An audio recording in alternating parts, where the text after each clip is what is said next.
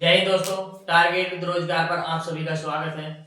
जैसा कि RPF constable और ग्रुप डी की अब पेपर आने वाला, आरपीएफ कांस्टेबल का मार्च में है और ग्रुप डी की वैकेंसी आई हुई है और एनटीपीसी का भी एग्जाम अप्रैल या मई में होगा। तो उसके उपलक्ष्य में हम इतिहास को बिल्कुल बेसिक से शुरू करेंगे और आज हम इतिहास का इंट्रोडक्शन पढ़ेंगे। और जैसा कि हमने ज्योग्राफी भी अपने चैनल पर शुरू की है और ज्योग्राफी की लगभग 5 क्लासें हो चुकी हैं, ऐसे ही हमने एच डी यादव शुरू किया है। एच डी यादव का भी अनुपात समानुपात टॉपिक चल रहा है। तो वैसे ही हम अपने इतिहास को बिल्कुल शुरू से बेसिक से आज पढ़ेंगे। और जिसने हमारे चैनल को सब्सक्राइब नहीं किया हो वो चैनल को सब्सक्राइब करे ताकि हमारी नई नई वीडियो का नोटिफिकेशन आप तक पहुंच सके। और वीडियो अच्छी लगे तो उसे लाइक और शेयर करें। और जिसने अभी तक इतिहास नहीं पढ़ा है वो हमारी वीडियो से पढ़ सकता है, क्योंकि हम बिल्कुल शून्य से इतिहास को लेंगे और अपर लेवल तक चलेंगे। तो आज हम बिल्कुल जीरो से इतिहास को पढ़ेंगे कि इतिहास होता क्या है, इतिहास के अंदर क्या क्या चीजें आती हैं, वो आज सब हम पढ़ने वाले हैं। तो हमारे टॉपिक का नाम रहेगा आज इतिहास का परिचय अर्थात इंट्रोडक्शन ऑफ हिस्ट्री। तो आज हम पढ़ेंगे इतिहास। सबसे पहले देखो इतिहास क्या है। इतिहास क्या है ये देखेंगे। इतिहास इतिहास इतिहास किस शब्द से मिलकर बना है? इतिहास दो शब्दों से मिलकर बना है। किन किन से? देखो इतिहास दो शब्दों से मिलकर बना है। इति प्लस हास। इति प्लस हास दो शब्दों से मिलकर इतिहास बना हुआ है। ठीक, इति प्लस हास शब्दों से मिलकर बना है। इसका अगर हम अर्थ देखें तो इसका अर्थ होगा जो घटित हुआ है। इसका अर्थ होगा जो घटित हुआ हो। जो घटित हुआ हो वो क्या कहलाता है? इतिहास। हमारा बीता कल भी इतिहास है ये, क्योंकि वो घटना हो चुकी है। हमारा अभी 1 घंटे पहले का समय भी एक इतिहास में आएगा। तो जो भी घटित हो चुका है वो क्या कहलाएगा? वो इतिहास कहलाएगा। हमारा 1 साल 2 साल पहले की सब बातें इतिहास के अंदर आएंगी। ठीक, तो इतिहास क्या होता है? जो घटित हुआ हो। हमारी ये क्लास सभी एग्जामों के लिए अवेलेबल है, जैसे आरपीएफ, रेलवे के सभी exam, group D, NTPC, UP police.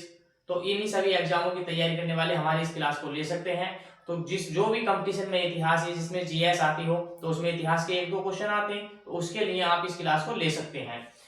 तो इतिहास क्या? इति प्लस हास अर्थात जो घटित हुआ हो इतिहास कहलाता है। अब इतिहास के जनक कौन है? इतिहास के जनक सबसे पहले देखो पॉइंट टू पॉइंट हम चलेंगे। हमने पहले देखो इतिहास का विच्छेद करा तो इति प्लस हास जो घटित हुआ इतिहास। इतिहास के जनक, इतिहास के जनक कौन है? इतिहास के जनक हेरोडोटस।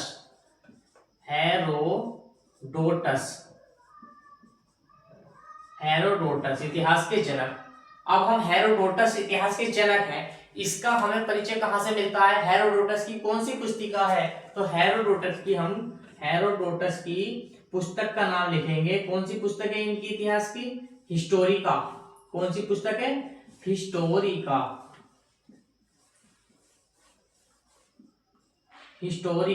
इनकी पुस्तक का नाम है हिस्टोरिका। किसकी? हेरोडोटस की पुस्तक का नाम है हिस्टोरिका। ठीक, हिस्टोरिका से हमें ये जानकारी मिलती है। अगर हम इतिहास का देखो कालक्रम देखें तो इतिहास कई भागों में बटा हुआ है। अगर हम मुख्य देखें तो इतिहास 3 भागों में उसका विभाजन किया गया है। 3 भागों में इतिहास का विभाजन आप पढ़ेंगे। इतिहास का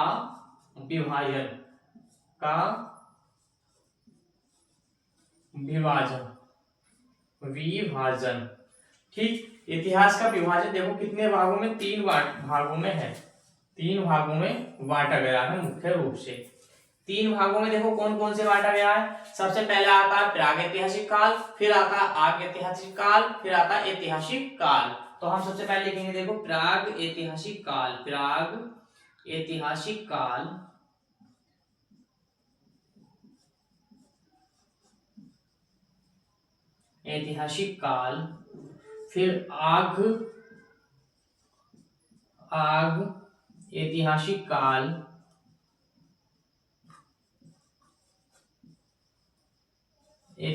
काल, प्रागैतिहासिक काल, आगैतिहासिक काल और ऐतिहासिक काल। ऐतिहासिक काल,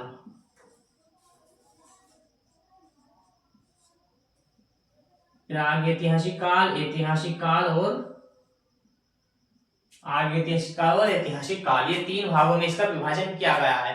अब हम एक एक को देखें तो देखो इसके अंदर क्या आता है, इसके अंदर आता है प्रागैतिहासिक के काल लिखित प्रमाण नहीं, अर्थात प्रागैतिहासिक काल वो काल है जिसमें हमें, ब्रैकेट में लिखेंगे, जिसमें हमें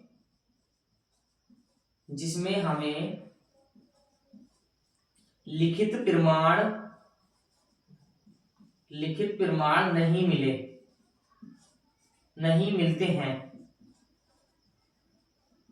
मिलते हैं।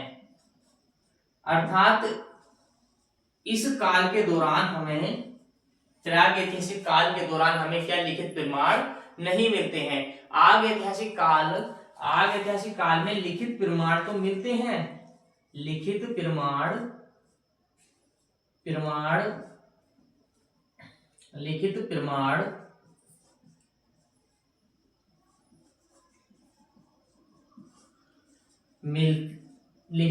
मिले हैं, लेकिन पढ़ा नहीं गया है। लिखित प्रमाण मिले हैं परंतु पढ़ा नहीं गया है,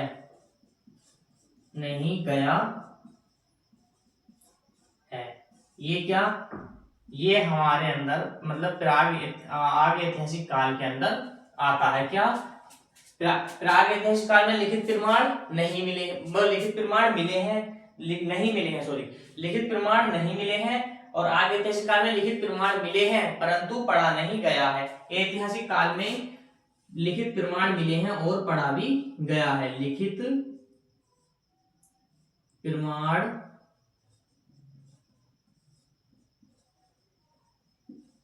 मिले हैं और पढ़ा भी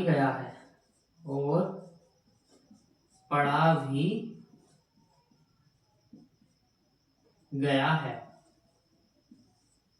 ठीक, लिखित प्रमाण मिले हैं और उन्हें पढ़ा भी गया है। अब देखो ये तीन भाग हमने बताए, प्रागैतिहासिक काल, आगैतिहासिक काल, ऐतिहासिक काल। तीनों का देखें तो देखो जिसमें लिखित प्रमाण नहीं मिलते हैं, आगैतिहासिक काल में देखें लिखित प्रमाण मिलते हैं और उन्हें पढ़ा नहीं गया है। ऐतिहासिक काल में देखें लिखित प्रमाण मिलते हैं और उन्हें पढ़ा भी गया है। अब हम देखो एक एक करके एक एक टॉपिक पर इन पर बात करेंगे तीनों पर और उनका विस्तार देखेंगे। तो ये आपने नोट कर लिया होगा।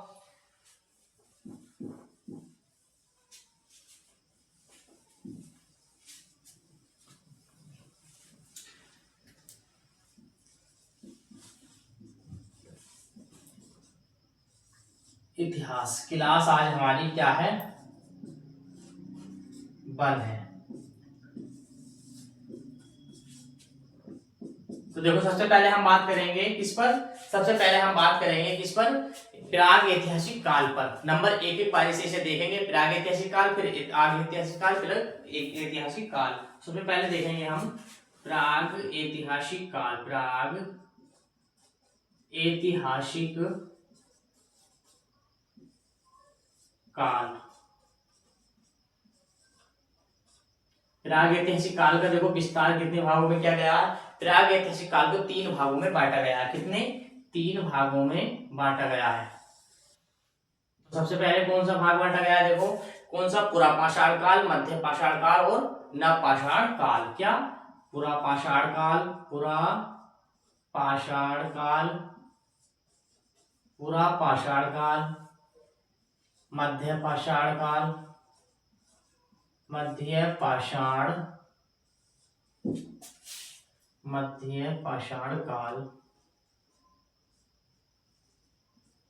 पाषाण काल। नंबर 3 क्या है, नवपाषाण काल, नवपाषाण काल, नवपाषाण काल। 3 भागों में बांटा गया है। अगर हम इनकी बात करें तो देखो अज्ञात समय से लेकर, समय की बात करें इनकी तो ये अज्ञात समय से लेकर कब तक, अज्ञात समय से लेकर कब तक, 10,000, कब तक 10,000 BC तक। कितना, 10,000 BC तक, BC अर्थात ईसा पूर्व तक, ये इनका समय काल रहेगा। और देखो मध्य पाषाण काल को देखें हम, तो ये इसका समय काल रहेगा 10,000 BC से 10,000 BC से 4,000 BC तक, 4,000 BC तक इसका समय काल रहेगा। और नव पाषाण को देखें हम, तो नव पाषाण का काल रहेगा 4,000 से लेकर, कब से, 4,000 से लेकर 4,000 से 2500 BC तक किसका, नव पाषाण का कार्यकाल रहेगा, नव पाषाण कार्यकाल रहेगा। अब देखो इसमें ही कुछ खोज हुई है, जैसे कि हम देखें किसकी, पुरापाषाण काल की देखें, तो देखो पुरापाषाण काल में आपकी खोज की गई मानव द्वारा।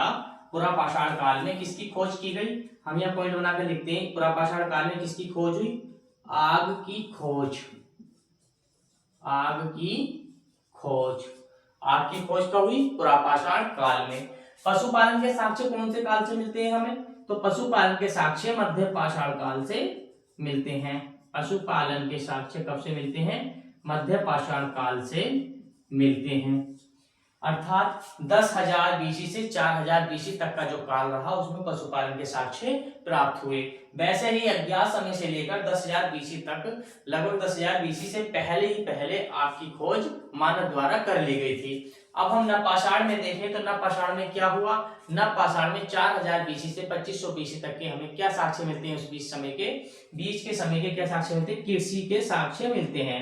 अर्थात व्यक्ति वहां उस काल में कृषि करना सीख गया था, थोड़ी थोड़ी कृषि करना सीख गया था, ये हमें साक्ष्य प्राप्त होते हैं। तो ये हमने किसका, प्राग ऐतिहासिक काल का हमने क्या करा, प्राग ऐतिहासिक काल का हमने वर्णन करा। ऐसे ही हम देखो दूसरा काल देखेंगे, आग ऐतिहासिक काल। कौन सा, दूसरा देखते हैं, देखो आग ऐतिहासिक काल, आग ऐतिहासिक काल, आद ऐतिहासिक काल, ये दूसरा हमारा रहेगा। अब देखो इसे कितने भागों में बांटा गया, इसे 2 भागों में बांटा गया। 2 भागों में कौन कौन से देखते हैं, देखो इसे 2 भागों में बांटा गया। 2 भागों में बांटा गया, देखो एक को सिंधु सभ्यता, एक को सिंधु सभ्यता, सिंधु सभ्यता, सिंधु घाटी सभ्यता, देखो सिंधु घाटी सभ्यता, घाटी सभ्यता, सिंधु घाटी सभ्यता। और नंबर 2 में वैदिक सभ्यता, क्या, वैदिक सभ्यता। वैदिक सभ्यता में क्या, वेदों का हमें धार्मिक ज्ञान मिला, वैदिक सभ्यता, सभ्यता, वैदिक सभ्यता, ये हमें 2 बार में प्राप्त हुआ। सिंधु घाटी सभ्यता कब से कब तक, देखो ये 2500 BC से 2500 BC से कब तक का इसका समय रहा, 1750 तक का। कब तक, 1750 BC तक, BC तक। देखो कुछ BC तक, कुछ पुस्तकों में इसका 2500 से 1800 दिया होता है, और 2500 से 1700 भी होता है, 2500 से 16 भी होता है। तो इसका लेकिन 2500 से 1750 जो NCERT कक्षा 6 से कक्षा 8 तक दे रखा है, हम उस समय को मानकर चलते हैं, तो 2500 से 1750 BC तक होता है। और हम वैदिक सभ्यता को देखें तो इसका लगभग 1500 BC से कितना, 600 BC तक का समय हुआ, BC तक का कार्य रहा, BC तक का इसका समय रहा। अब देखो वैदिक सभ्यता भी 2 भागों में डिवाइड हुई। वैदिक सभ्यता किसमें, वैदिक सभ्यता देखो 2 भागों में बटी, वैदिक सभ्यता 2 भागों में बटी। देखो एक में उत्तर वैदिक काल, एक में ऋग्वैदिक काल। तो एक में ऋग्वैदिक काल और उत्तर वैदिक काल, ऋग्वैदिक काल, और नंबर 2 में उत्तर वैदिक काल, उत्तर वैदिक काल। उत्तर वैदिक काल और ऋग वैदिक काल, ये रहा, ये पहला ऋग्वेदिक काल फिर उत्तर वैदिक काल, ये भी दो भागों में बटी। अब दो भागों में इसका समय काल क्या रहा, इसका समय काल रहा देखो 1500 से कब तक, 1000 बीसी तक, 1000 बीसी तक। इसका कार्यकाल क्या रहा, इसका कार्यकाल रहा 1000 बीसी से 600 बीसी तक इसका कार्यकाल रहा। तो क्या देखो हमने पढ़ा आर्य ऐतिहासिक काल देखो सिंधु घाटी सभ्यता और वैदिक सभ्यता दो भागों में डिवाइड किया गया। दो भागों में देखो इसका कार्यकाल रहा 2500 बीसी से 1750 बीसी तक, और वैदिक सभ्यता का कार्य रहा 1500 बीसी से 600 बीसी तक, 1500 बीसी से 600 बीसी तक। देखो वैदिक सभ्यता को दो भागों में डिवाइड किया गया। दो भागों में क्या, एक में ऋग्वेदिक काल आते हैं, एक में उत्तर वैदिक काल आता है। ऋग्वेदिक काल देखो 1500 से 1000 बीसी तक, और उत्तर वैदिक काल 1000 से 600 बीसी तक का उसके कार्यकाल रहा। ये हमने आगे ऐतिहासिक काल को पढ़ा। अब देखो ऐतिहासिक काल का डिवीजन करते हैं, ऐतिहासिक काल का विभाजन करते हैं। तो देखो ऐतिहासिक काल को भी इसमें दो भागों में बांटा गया, ऐतिहासिक काल को भी दो भागों में बांटा गया। लिखते हैं हम ऐतिहासिक काल, ऐतिहासिक काल, ऐतिहासिक काल नंबर 2 पे ऐतिहासिक काल, इसे भी देखो दो भागों में बांटा गया। इसमें दो भागों में बांटा गया, कौन कौन से, मध्यकालीन और आधुनिक भारत। मध्यकालीन व किसमें, इसमें बांटेंगे हम आधुनिक भारत। आधुनिक मतलब आधुनिक भारत, आधुनिक भारत। अब देखो इसका कार्यकाल क्या रहा, आधुनिक भारत का और मध्यकालीन का, इसका कार्यकाल रहा देखो, इसका कार्यकाल रहा 1700, कहां तक छोड़ा हमने, 600 तक छोड़ा। इसका कार्यकाल रहा देखो 712 से, कब से, 712 से 1707 तक। इसका काल रहा 712 बीसी से 1707 तक। कब तक, 712 से 712 ईस्वी से 1707 तक इसका कार्यकाल रहा, ईस्वी तक।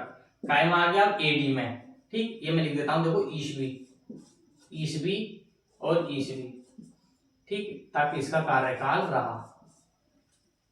और अब हम आधुनिक भारत को देखें तो आधुनिक भारत का क्या कार्यकाल रहा, आधुनिक भारत का रहा 1707 से कब तक रहा, 1947 तक, 1947 ईस्वी तक, ईस्वी और लिख लेना, ईस्वी तक। कभी आप बीसी लिख लो तो इससे ईस्वी, ठीक, ईस्वी, बीसी इंग्लिश में ईसा पूर्व कहते हैं। देखो समझो, बीसी जो हम कहते हैं वो कहते हैं ईसा पूर्व, अर्थात ईसा मसीह के जन्म से पहले की घटना। एडी कहते हैं हम किसे, एडी किसे कहते हैं, एडी कहते हैं हम ईस्वी, ठीक, एडी ईस्वी को, ठीक। तो ये हमने 1707 से 747 तक क्या पढ़ा, सब 1947 तक क्या पढ़ा, आधुनिक भारत। अब देखो कुछ फैक्ट है इसके। सबसे पहले डायनासोर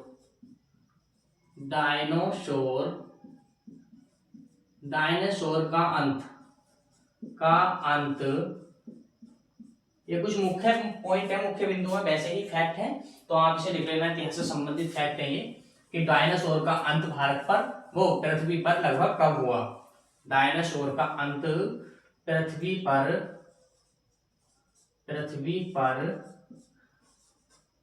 कब हुआ, पृथ्वी पर कब, क्वेश्चन नहीं से एक फैक्ट बनाते हैं, कब, पृथ्वी पर 6.5 लगभग 6.5 करोड़ वर्ष, 6.5 करोड़ वर्ष पूर्व, मतलब पूर्वीय, 6.5 करोड़ वर्ष पूर्वीय मतलब पहले, क्या, पहले हुआ।